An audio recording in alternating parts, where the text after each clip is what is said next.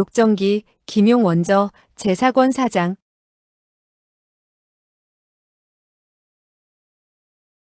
4. 미녀 귀신. 벼랑간 멀리서 한 무더기에 밝은 빛이 나타나더니 천천히 움직였다. 위소 보는 속으로 깜짝 놀라 생각했다. 도깨비불이다.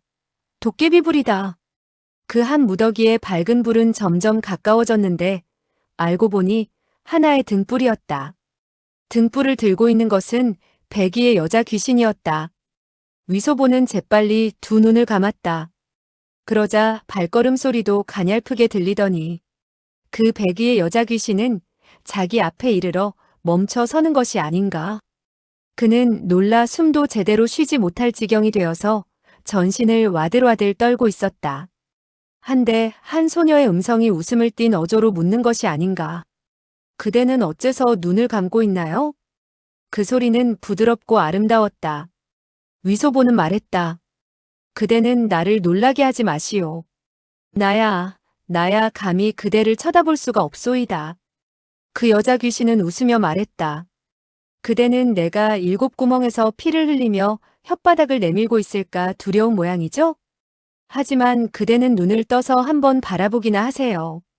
위소보는 떨리는 음성으로 말했다. 나는 그대의 속임수에 넘어가지 않겠소. 그대는 봉둔한 발에 7구멍에서 피를 흘릴 것이 아니겠소? 뭐가 보기 좋겠소. 그 여자 귀신은 깔깔거리고 웃더니 그의 얼굴에 대고 훅 하고 한번 불었다. 그 한 번 분 숨결이 그의 얼굴에 와닿자 약간 따뜻한 감이 있었고 또 열기는 하나 그윽한 향기가 실려 있었다. 위소보는 왼쪽 눈을 뜨고 살짝 바라보았다. 어렴풋이 하얀 얼굴을 볼 수 있었다. 눈썹은 초승달처럼 가늘었고 입술은 작았으며 웃는 얼굴은 그야말로 꽃과 같았다. 그 즉시 위소보는 두 눈을 커다랗게 떴다. 그러고 보니 눈앞에 서 있는 것은 매우 청순한 소녀의 얼굴이 아닌가. 나이는 14살 정도 되었으며 쌍갈래로 머리카락을 닦고 있었는데 싱글벙글 웃으며 자기를 바라보고 있었다. 위소보는 크게 마음이 놓여서 물었다. 그대는 정말 귀신이 아니오? 그 소녀는 미소했다. 나는 물론 귀신이에요. 목매달아 죽은 귀신이에요. 위소보는 가슴이 쿵쿵하며 크게 뛰는 것을 느끼고 놀람과 의아함을 금치 못했다. 그 소녀는 웃으며 입을 열었다. 그대가 악인을 죽였을 때는 그토록 대담하더니 어찌하여 목매달아 죽은 귀신을 대하게 되었을 때는 이토록 담이 적어지게 되었나요? 위소보는 한숨을 내쉬었다. 나는 사람은 두렵지 않소만 도깨비는 두렵소. 소녀는 다시 깔깔거리고 웃더니 물었다. 그대는 어떤 혈도를 짚었나요? 위소보는 말했다. 내가 알았으면 좋겠소이다. 그 소녀는 그의 어깨 뒤쪽지를 몇 번 주물렀다. 그리고 그의 등을 가볍게 3번 후려쳤다. 그러자 위소보는 두 손을 대뜸 움직일 수 있었다. 그는 팔을 들고 2번 휘저은 후 웃으며 입을 열었다. 그대는 혈도를 풀 줄 아는구려. 그거 정말 잘 되었소. 그 소녀는 말했다. 나는 배운 지 얼마 안 돼요. 오늘에야 처음으로 그대의 몸에다 시험해 본 거예요. 그리고 그녀는 위소보의 겨드랑이 아래쪽과 허리 쪽을 몇 번 주물러 주었다. 위소보는 훌쩍 뛰어 일어나며 웃었다. 안 돼요, 안 돼요. 나는 간지러운 것이 두렵소. 이렇게 되어 그의 두 다리에 봉해졌던 혈도마저도 이미 풀어지게 되었다. 그는 두 손을 내밀고 웃으며 말했다. 그대가 나를 간지럽혔으니 나도 그대를 간지럽혀 주어야겠소. 그러면서 그는 한 걸음 다가섰다. 그 소녀는 혀를 내밀고 용용 죽겠지 하는 얼굴을 했다. 그런데 그 얼굴은 무척 귀여웠으며 조금도 사람들에게 두려운 감을 안겨주지 않았다. 위소보는 손을 뻗쳐 그녀의 혀를 잡으려고 들었다. 그 소녀는 재빨리 머리를 틀어서 피하더니 깔깔거리고 웃었다. 그대는 이제 목매달아 죽은 귀신을 두려워하지 않게 되었나요? 위소보는 말했다. 그대에게는 그림자가 있고 또 뜨거운 숨을 내쉬는 것으로 보아 사람이지 귀신이 아니잖소? 그 소녀는 눈을 부릅뜨고 정색해서 말했다. 나는 강시이지 귀신이 아니에요. 위소보는 어리둥절해졌다. 등불 아래에서 보니 그녀의 얼굴은 발그레하면서도 희고 고왔다. 그리하여 웃으면서 말했다. 강씨는 다리를 구부릴 줄 모른다오. 그리고 말도 할 줄 몰라요. 그 소녀는 다시 웃으며 말했다. 그렇다면 나는 여우 요정일 거예요. 위소보는 웃었다. 나는 여우 요정을 두려워하지 않소. 그리고 속으로 약간 의심을 금할 수 없었다. 혹시 그녀는 정말 여우 요정인지도 모른다. 그리고 그는 그녀의 등 뒤로 돌아가 보았다. 그 소녀는 웃으며 말했다. 나는 천년 묵은 여우 요정이에요. 도술이 깊기 때문에 꼬리가 없어요. 위소보는 말했다. 그대와 같이 아름다운 여우 요정이라면 그대에게 홀려서 죽는다 하더라도 괜찮을 것 같소. 그 소녀는 얼굴을 살짝 붉히더니 손을 뻗쳐 손가락을 자기의 얼굴에 갖다 대고 부끄럽지도 않느냐는 신용을 하면서 말했다. 부끄럽지도 않아요? 조금 전에는 귀신을 겁내서 어쩔 줄 모르더니 이번에는 그야말로 남의 덕을 보려는 말만 하네요. 위소보는 제일 두려워하는 것이 강시였고 두 번째로 두려워하는 것이 귀신이었다. 그리고 여우 요정에 대해서는 별로 두려워하지 않았다. 거기다가 소녀가 부드럽고 친절한 것이 방이나 목건병보다 사람에게 더 친근감을 안겨주었다. 더군다나 그녀는 강남의 말씨를 쓰고 있어서 방이나 목건병 두 소녀의 운남 말씨보다 듣기가 더 좋았다. 그리하여 그는 웃으며 말했다. 소저, 그대의 이름은 뭐라고 하지요? 소녀는 말했다. 나는 쌍하라고 해요. 한 쌍 할 때 쌍자예요. 위소보는 웃으면서 말했다. 그거 잘 되었구려. 그런데 한 쌍의 비단신이 되는 것인지 아니면 한 쌍의 버선이 되는 것인지 잘 모르겠구려. 쌍아는 웃으며 말했다. 냄새나는 버선도 좋고 비단 신발이라고 해도 좋아요. 마음대로 하세요. 그런데 개공공, 그대는 온몸이 젖어 있군요. 매우 불편할 것 같으니 저쪽으로 가서 마른 옷으로 갈아입도록 하세요. 그런데 한 가지 난처한 일이 있는데 그 점에 대해서는 양해해 주세요. 위소보는 물었다. 무슨 일인데 난처하다는 것이요? 쌍아는 말했다. 이곳에는 남자의 의복이 없어요. 위소보는 그만 가슴이 쿵 내려앉는 것을 느끼고 대뜸 안색이 변해서 속으로 생각했다. 이 집안에는 모두 여자 도깨비들 뿐이로구나. 쌍아는 등롱을 들고 말했다. 이쪽으로 오세요. 위소보는 주저하며 망설였다. 쌍아는 문 쪽으로 가더니 고개를 돌리고 그를 기다리며 미소했다. 여자의 옷을 입는 것에 대해 운수 사납다고 생각하는 모양이죠? 그럼 이렇게 해요. 그대는 침대 위에 누워 계세요. 그러면 내가 빨리 옷을 다려서 말려드리겠어요. 위소보는 그녀의 얼굴 표정이 부드럽고 또 알뜰한 태도를 보고는 감히 거절할 생각이 나지 않았다. 그리하여 그녀를 따라 방문을 나서며 물었다. 나의 동료들은 어디로 갔소이까? 쌍아는 두 걸음 늦춰서는 그와 어깨를 나란히 하고 걸으면서 나직이 말했다. 셋째 작은 마나님께서 분부하셨어요. 무슨 말이라도 그대에게 해서는 안 된다고 말이에요. 나중에 그대가 약간의 음식을 들게 된 이후에 셋째 작은 마나님께서는 직접 그대에게 이야기를 하실 거예요. 위소보는 그렇잖아도 무척 배가 고팠던 참이라 음식을 먹을 수 있다는 말을 듣고 대뜸 정신이 번쩍 나는 것을 느꼈다. 쌍아는 위소보를 데리고 어두침침한 낭하를 걸어서 어느 방 앞에 이르렀다. 그 방 안에는 탁자 위에 촛불이 켜져 있었다. 그 방에는 탁자와 침대가 있었는데 매우 간결하게 꾸며져 있어 깨끗한 편이었고 침대 위에는 이부자리가 깔려 있었다. 쌍아는 이부자리 한쪽을 들치고는 모기장을 내려놓은 후 말했다. 개공공, 그대는 침대 위로 올라가 옷을 벗어서 나에게 던져주세요. 위소보는 그 말대로 침대 위로 뛰어 올라서는 옷과 바지를 벗고 이불 안으로 기어 들어갔다. 그리고 옷과 바지를 밖으로 내던졌다. 쌍아는 받아들더니 문 쪽으로 다가가며 물었다. 내가 요기할 것을 가져오겠어요. 그대는 달콤한 종자를 좋아하세요? 아니면 짭짤한 종자를 좋아하세요? 위소보는 웃으며 말했다. 배가 고파 배에서 쪼르륵 소리가 날 지경이니 흙모래로 빚은 종자라도 나는 3개나 먹을 수 있을 것 같소. 쌍아는 웃으면서 나갔다. 위소보는 그녀가 나가고 방 안이 조용해지며 촛불이 춤을 추는 것을 보자 또다시 두려운 마음이 치솟는 것을 금할 수 없었다. 아이고 야단났다. 여자 귀신들이 사람에게 국수나 작은 물만두를 먹이게 되었을 때 사실 먹이는 것은 지렁이나 송충이라고 했다. 나는 속임수에 넘어갈 수 없지. 잠시 후 위소보는 구수한 냄새를 맡을 수 있었다. 쌍아는 두 손으로 나무쟁반을 들고 팔을 들어 모기장을 젖혔다. 위소보는 접시에 4개의 껍질을 벗겨놓은 종자가 있는 것을 보고 속으로 크게 기뻐했다.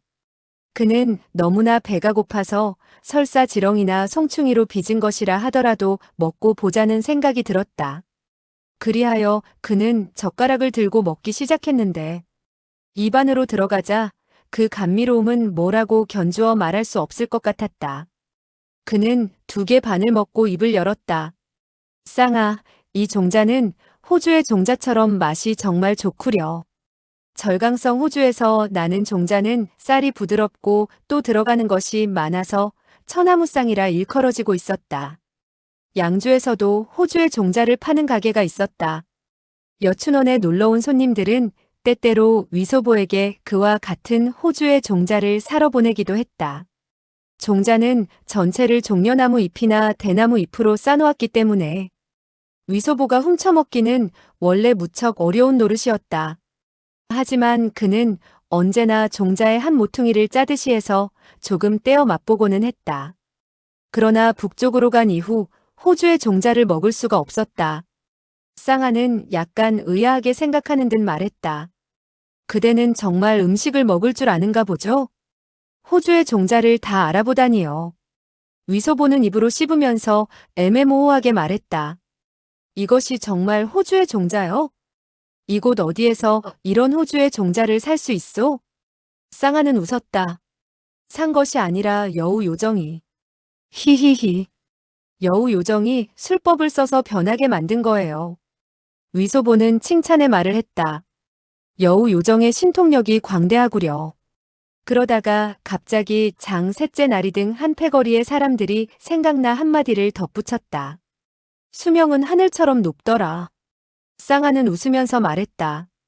그대는 천천히 드시도록 해요. 나는 가서 그대의 옷을 다려다 드리겠어요. 그리고 한 걸음 옮기더니 물었다. 두렵지 않으세요? 위소보는 마음속으로 느끼는 공포를 이미 잊은 지 오래였다. 그러나 역시 조금은 무서운지라 말했다. 빨리 돌아오구려. 쌍아는 대답했다. 네. 얼마 후 위소보는 뿌지직 하는 소리를 들을 수 있었다. 바로 쌍아가 시뻘겋게 달군 숯을 다리미에 받쳐들고 들어오는 것이었다. 그녀는 그의 바지와 옷을 탁자 위에 놓고는 한편으로는 다리면서 한편으로는 함께 시간을 보냈다. 아마도 위소보가 혼자 있으면 두려울까 걱정하는 눈치였다. 4개의 종자 가운데 2개는 짭짤했고 2개는 달았다. 위소보는 3개의 종자를 먹고 나자 더 먹을 수가 없어서 말했다. 이 종자는 정말 맛있군. 그대가 싼 것이요? 쌍아는 말했다. 셋째 작은 마나님께서 만드신 건데 제가 쌀 때 조금 거들었죠.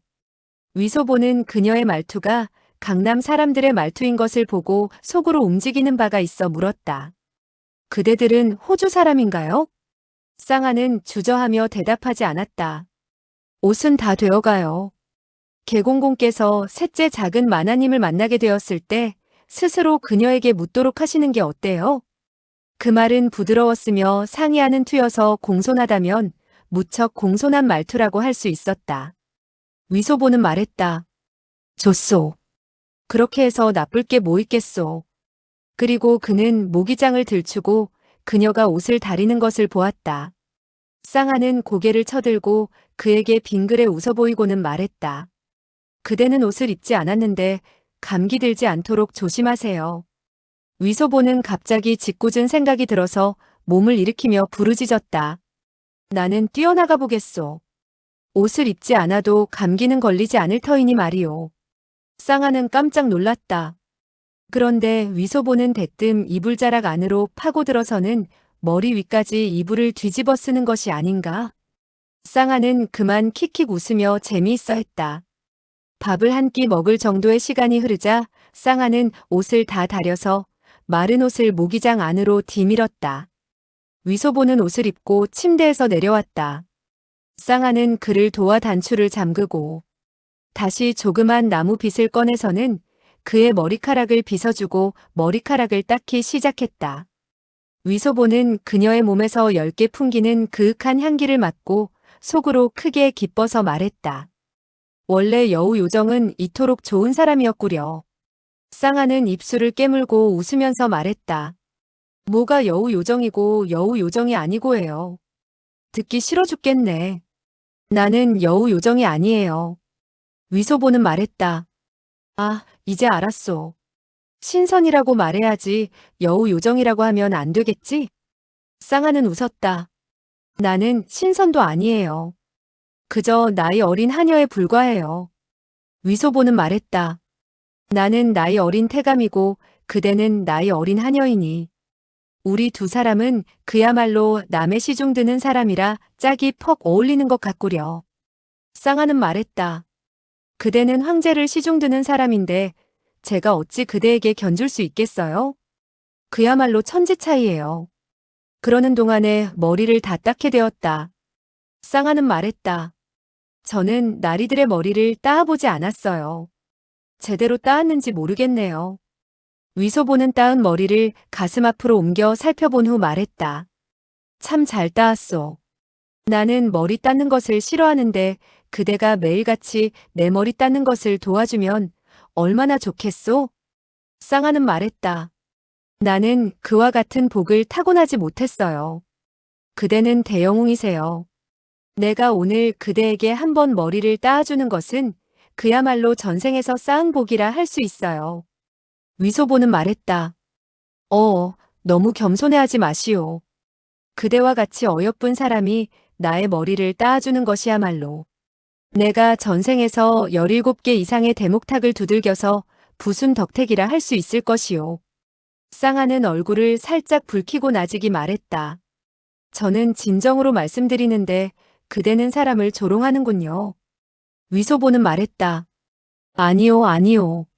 나 역시 진심으로 드리는 말이오. 쌍아는 빙그레 웃고 말했다. 셋째 작은 마나님께서는 개공공께서 원하신다면 수고스럽지만 뒤에 있는 대청으로 가셔서 잠깐 앉았다가 나오시라고 하는군요. 위소보는 고개를 끄덕였다. 좋소. 그런데 그대의 셋째 작은 나리께서는 집에 안 계시오? 쌍아는 음하더니 나직이 말했다. 돌아가셨어요. 위소보는 이 집안에 많은 영당이 있었다는 사실을 상기하고 그만 가슴속이 서늘해져서 더 묻지를 못했다. 그리고 그녀를 따라 뒤에 있는 조그만 화청으로 가서 앉았다. 쌍아는 즉시 한 잔의 뜨거운 차를 날라왔다. 위소보는 불안스럽게 생각되어 다시는 그녀에게 농담을 하지 못했다. 잠시 후 발걸음 소리가 가볍게 들리더니 판자벽 뒤에서 전신에 소복을 한 젊은 부인이 나왔다. 개공공, 이곳까지 오시느라고 수고가 많았어요. 그러면서 그녀는 깊게 읍을했다. 매우 깍듯한 예의였다. 위소보는 급히 발례하고서 말했다. 감당할 수 없습니다. 그 젊은 부인은 말했다. 개공공께서는 자리에 앉으세요. 위소보는 그 젊은 부인이 약 26, 7세 되는 나이로 얼굴에 지분을 바르지 않아 안색이 창백하다는 것을 알 수 있었다. 그런데 두 눈가가 발그레한 것을 보면 조금 전까지 울었던 것이 분명해 보였다. 그런데 그녀의 발 아래에는 그림자가 있었다. 비록 음산한 생각이 들었지만 10중 8구 상대방이 귀신이나 도깨비는 아니라는 생각이 들었다. 하지만 여전히 불안한 마음을 떨쳐버릴 수 없는 위소보는 고분고분 대답했다. 네. 그리고 그는 몸을 비스듬히 하여 의자에 앉아서 말했다. 셋째 작은 마나님, 호주의 종자를 주셔서 정말 감사합니다. 정말 맛있더군요. 그 젊은 부인은 말했다. 돌아가신 부군의 성은 장 씨예요. 셋째 작은 마나님이라는 칭호는 감당할 수 없습니다. 개공공께서는 궁 안에서 몇 년을 보내셨죠? 위소보는 속으로 생각했다. 조금 전 어둠 속에서 어느 여인이 나타나 오베를 죽인 일에 대해 물었을 때 나는 내가 죽인 것이라고 인정했다. 그 후 그녀들은 곧 나이 어린 하녀인 쌍하에게 종자를 보내 내가 먹도록 해주었다. 이로 미루어 볼 때 이번에 건 것은 제대로 걸었구나. 그와 같이 생각하면서 그는 대답했다. 불과 1년 남짓합니다. 장부인은 말했다. 개공공께서 간악한 재상 오배를 친히 죽인 경과를 저에게 이야기해 줄 수 있나요? 위소보는 그녀가 오배를 간악한 재상이라고 부른 것에 대해 더욱더 마음을 놓았다. 이는 그야말로 손에 가장 높은 끝발의 패를 쥐고 있는 것과 다를 바 없었다. 그러니 상대방에서 어떠한 패를 내놓든지 간에 자기 쪽에서는 절대 진리가 없고 기껏해야 비기는 패를 쥐고 있을 때의 심정과 비슷하다고 할 수 있었다. 그리하여 그는 즉시 강희가 어떻게 하여 오배를 잡도록 명령했고 오배가 어떻게 반항했으며 나이 어린 태감들이 와르르 달려들었으나 어떻게 오배에게 몇 사람 죽게 되었는가를 이야기했다. 그리고 자기가 어떻게 하여 향로에 재를 뿌려 그의 눈을 멀게 한 이후 사로잡게 되었는가를 이야기했다. 다만 강희가 칼을 꽂아 오배에게 상처를 입힌 것에 대해서는 자기가 오배의 의표를 찌르고 등에다가 매섭게 칼질을 했다는 말로 바꾸었다. 장부인은 아무 소리 하지 않고 묵묵히 듣기만 했다. 그러다가 위소보가 향로에 재를 뿌려 오배의 눈을 뜨지 못하게 하고 칼로 등을 찌른 후 구리 향로를 들어 오배의 머리를 쳐서 오배를 사로잡게 되었다는 대목에 이르렀을 때 가볍게 한숨을 쉬었다.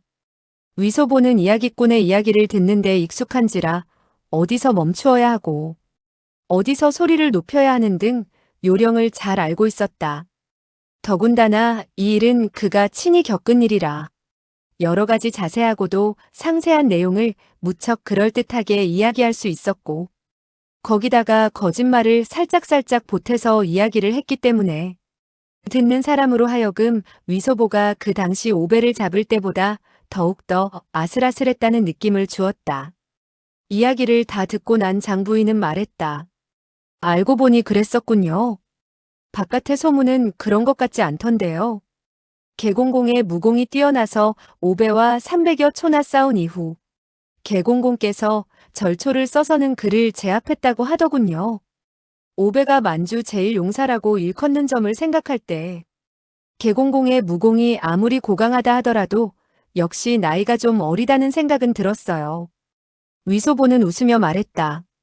정말 싸우게 된다면 100명의 소개자라 하더라도 그 간악한 도적의 적수가 되지 못했을 것입니다. 장부인은 물었다. 그 후 오배는 또 어떻게 해서 죽었지요? 위소보는 속으로 생각했다. 이 셋째 작은 마나님은 10중 8구 여자 귀신이 아니다. 그렇다면 반드시 무림의 몸을 담고 있는 사람일 것이다. 거짓말을 할 필요가 없을 때는 거짓말을 하지 말아야 된다. 그렇게 함으로써 고생고생해서 따온 돈을 대번에 잃는 일이 없도록 해야 할 것이다.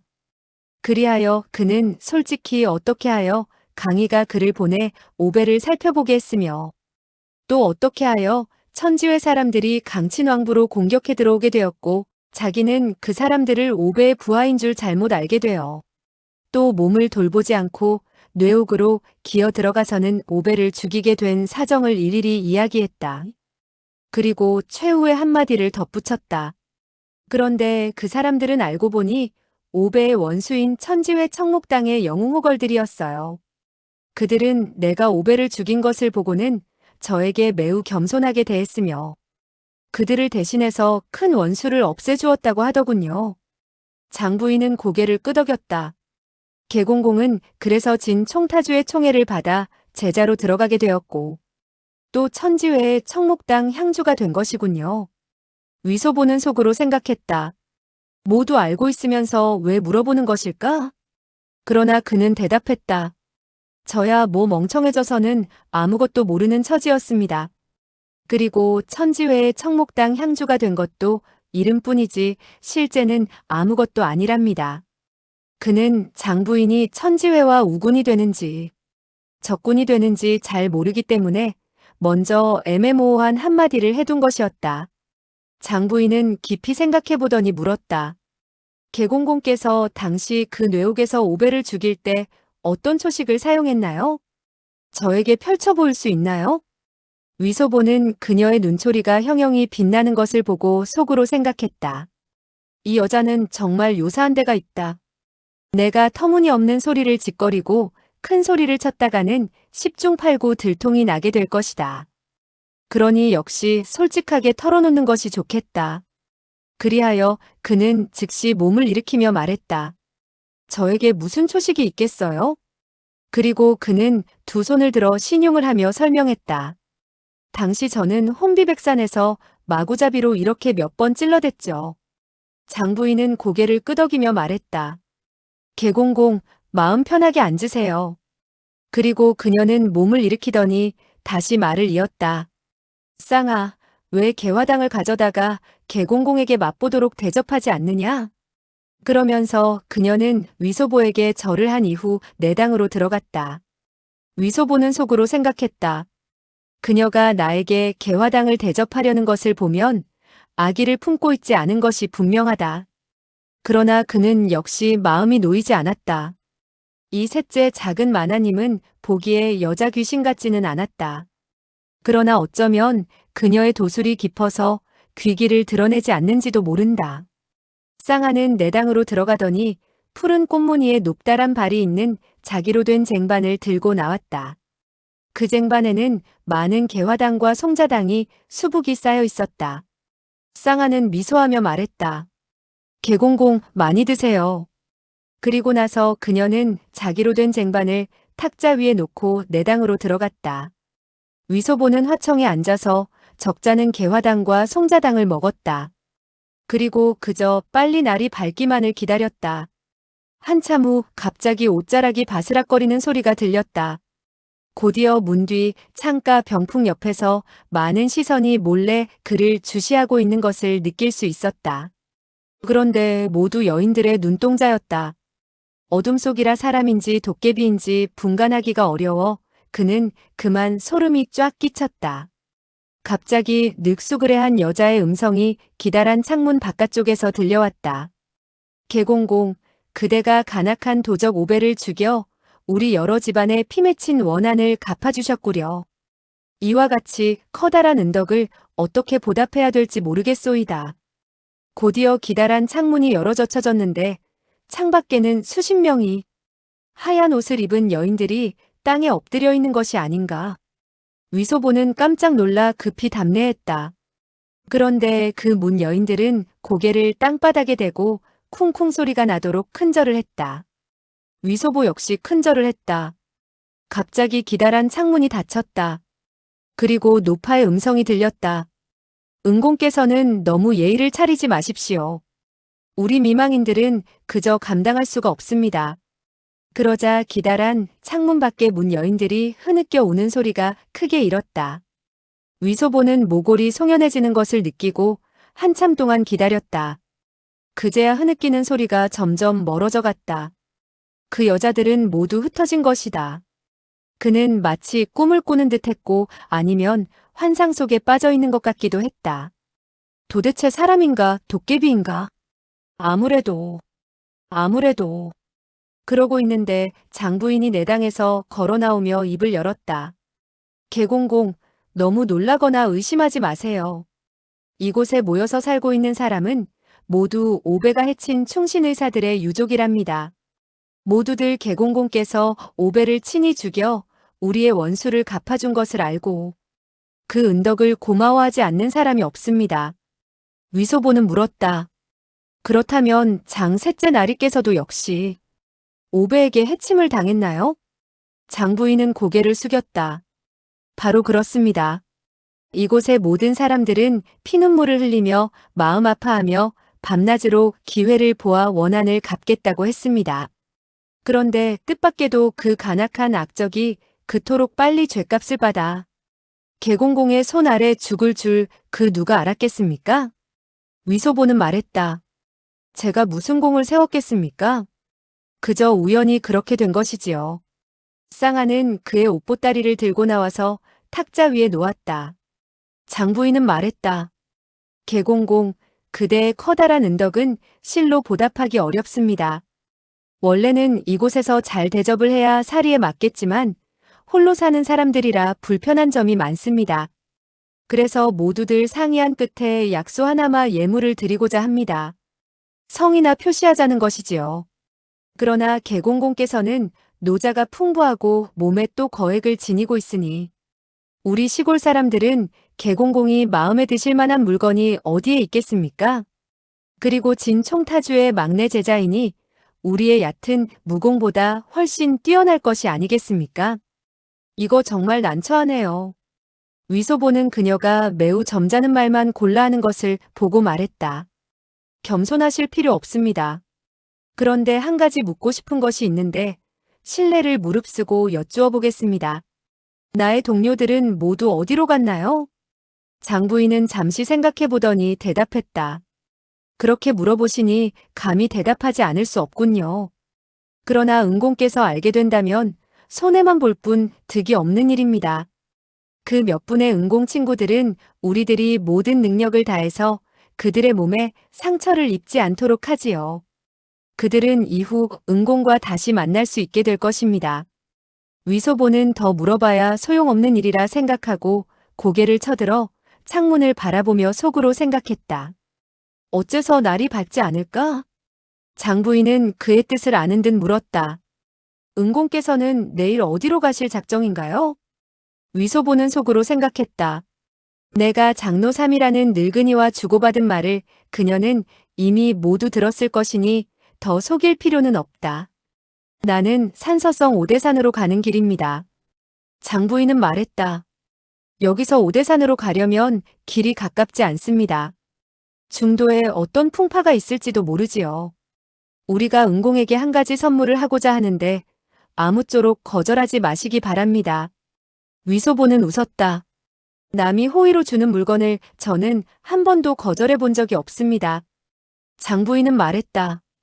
그럼 잘 되었군요. 그리고 그녀는 쌍아를 가리켰다. 이 아이 쌍아는 저를 따른 지 몇 년이나 되었으며 일을 매우 잘하는 편입니다. 우리들이 은공에게 드리겠으니 은공께서 데려가셔서 이후 은공을 시중들게 하십시오. 위소보는 놀람과 기쁨을 함께 느꼈다. 그녀가 자기에게 주겠다는 선물이 사람이라고는 짐작도 못했던 것이다. 조금 전 쌍아는 자기를 시중들지 않았는가. 옷을 다리고 머리를 따주어 자기로서는 적지 않은 기운을 아낄 수 있었다. 이와 같이 아름답고 눈치 빠른 나이 어린 하녀가 곁에 있어준다면 정말 무척 즐거운 일이라 생각되었다. 그러나 이곳에서 오대산으로 가는 도중에 반드시 태평무사하리라고는 볼 수 없었다. 임기응변으로 일을 처리해 나가야 하는데 나이 어린 소녀를 데리고 있으면 매우 불편할 것 같아 말했다. 장 부인께서 그와 같이 귀중한 예물을 저에게 주신다는 것은 정말 고맙기 짝이 없는 일입니다. 하지만 그는 거절을 하려고 했으나 첫째로 남이 준 선물을 어찌 거절할 수 있겠는가 하는 생각이 들었고 둘째로는 그와 같이 훌륭한 하녀를 정말 놓치기가 아까워 어떻게 말을 해야 할지 몰랐다. 이때 쌍아는 고개를 숙이고 얌전히 자기를 훔쳐보고 있었다. 그러다가 그의 시선을 의식한 그녀는 재빨리 고개를 돌렸는데 얼굴이 발그레해져 있었다. 장부인은 물었다. 은공께서는 어떤 어려움이 있나요? 위소보는 말했다. 내가 오대산으로 가서 할 일은 대개 무척 까다로운 일이라 할 수 있습니다. 그런데 저 소저를 데리고 간다면 아무래도 불편할 것 같습니다. 장부인은 말했다. 그 점은 문제 없습니다. 쌍아의 나이가 어리긴 하지만 솜씨는 퍽이나 민첩하답니다. 결코 은공의 무거운 짐이 되지는 않을 것이니 그 점에 있어서 안심을 하십시오. 위소보는 다시 쌍아를 한번 바라보았다. 그녀의 칠한 듯 검은 눈동자에서는 열렬히 바라는 빛이 떠올라 있는 것을 보고 물었다. 쌍아, 그대는 나를 따라가고 싶소? 쌍아는 고개를 숙이고 나직이 말했다. 셋째 작은 마나님께서 공공을 시중들라 하셨으니 자연. 셋째 마나님의 분부를 들어야겠지요. 위소보는 말했다. 그렇다면 그대는 원하지 않소? 아마도 위험한 일을 당하기 십상일 것이요. 쌍아는 말했다. 저는 위험이 두렵지 않아요. 위소보는 미소했다. 그대는 나의 두 번째 묻는 말에 대답을 했지만 첫 번째 묻는 말에는 대답을 하지 않았구려. 그대가 위험이 두렵지 않다는 것은 부인이 나에게 내주었기 때문이고 그대 마음속으로는 결코 원하지 않는다는 뜻이 아니겠소? 쌍아는 말했다. 부인이 저에게 깊은 은혜를 베푸셨고 또한 공공께서는 우리 장씨 집안에 커다란 은혜를 베푸셨습니다. 부인께서 저에게 공공을 시중들라 하신다면 저는 반드시 정성을 다하게 될 것입니다. 공공이 저를 잘 대해주지 못한다면 저의 운명이 고달픈 것이라 하겠지요. 위소보는 껄껄 소리내어 웃었다.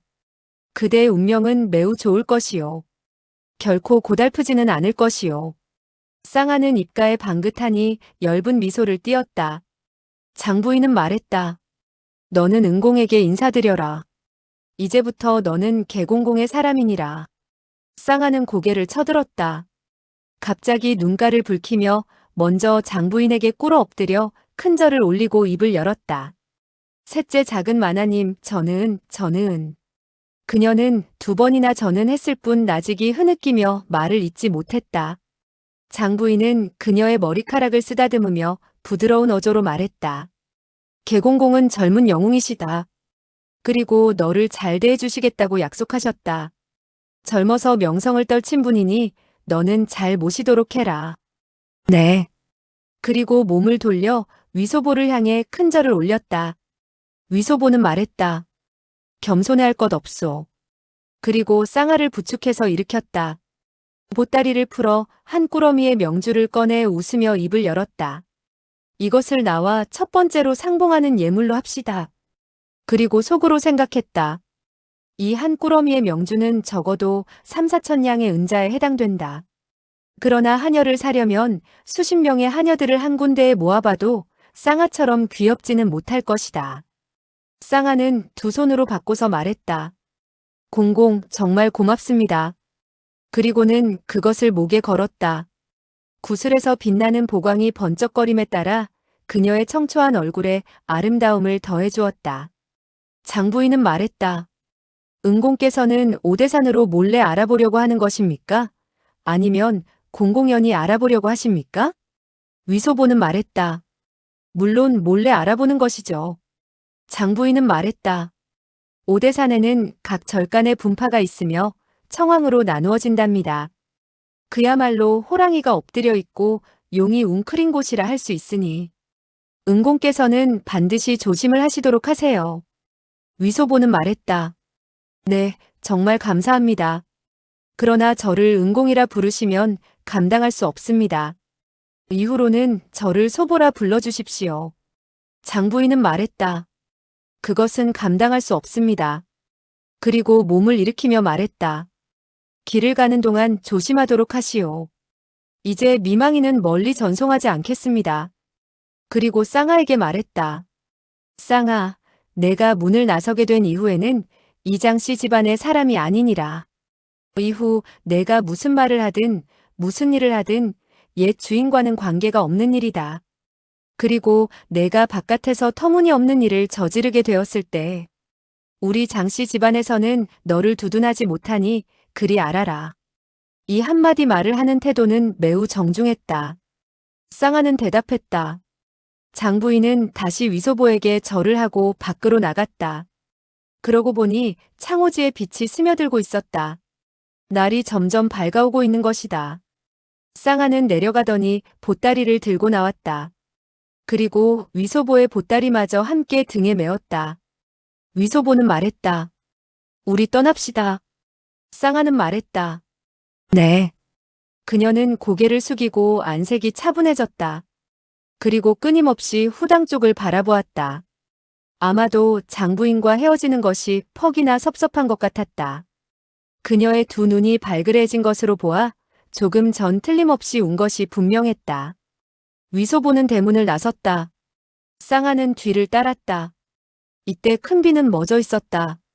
그러나 산개울물은 매우 거셌으며 도처에서는 물소리가 들려왔다. 위소보는 수십 걸음 나아가서 고개를 돌려 바라보았다. 그 큰 집 쪽을 바라보니 뽀얀 물 한 개가 담장과 집 모퉁이를 뒤덮고 있었다.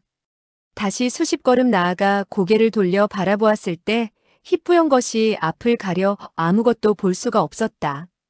그는 한숨을 내쉬며 말했다. 어젯밤의 일은 정말 꿈만 같군. 쌍아, 부인이 최후로 그대에게 한 몇 마디 말은 무슨 뜻이지? 셋째 작은 마나님께서는 이후 공공에게만 시종될 뿐. 무슨 말을 하든 무슨 일을 하든 간에 그녀들의 장씨 집안과는 아무런 관계가 없다고 하셨습니다. 그렇다면 나의 그 동료들이 어디로 갔는지 너는 이제 나에게 이야기하도록 해라. 쌍아는 어리둥절해져서는 말했다. 네. 공공의 그 동료들은 본래 모두 우리들이 구해냈습니다. 장로삼과 그 수하들은 모두 우리에게 잡혀 있었지요. 그 후 신룡교에 무서운 인물이 나타나서는 한꺼번에 모조리 잡아가 버렸습니다. 셋째 작은 마나님께서는 우리가 모두 여자이니 그와 같이 거친 남자들과 손을 쓰기가 거북하다고 말씀하셨습니다. 거기다가 그들을 반드시 이긴다고 할 수 없으니 잠시 동안은 그들을 내버려 두고 달리 사람들에게 부탁하여 공공의 몇 분 친구들을 구해내도록 하겠다는 말씀이 계셨습니다. 신룡교의 사람들은 우리가 양보를 하자 떠나고 말았죠. 떠날 때는 몇 마디 인사말을 하기도 했습니다. 위소보는 고개를 끄덕였다. 방위와 목건병의 처지에 대해 그는 걱정이 되었다. 쌍아는 말했다. 셋째 작은 마나님은 신룡교의 수령에게 그대의 그 몇 분 동료의 생명을 해쳐서는 안 된다고 하셨습니다. 그러자 그 수령은 응낙을 했지요. 위소보는 한숨을 내쉬었다. 신룡교의 그 녀석들은 아마 말을 개방귀처럼 할 거야. 그러나 다른 도리가 없지 뭐. 그리고 다시 물었다. 셋째 작은 마나님은 무공을 할 줄 아시오? 쌍아는 말했다. 할 줄 알 뿐만 아니라 매우 뛰어나답니다. 위소보는 고개를 가로저었다. 바람만 불어도 자빠질 것 같은 사람이 어떻게 그토록 무공이 뛰어나다는 것이지? 그녀가 정말 무공이 뛰어나다면 셋째 작은 나리께서 어찌하여 오베에게 죽음을 당했을까?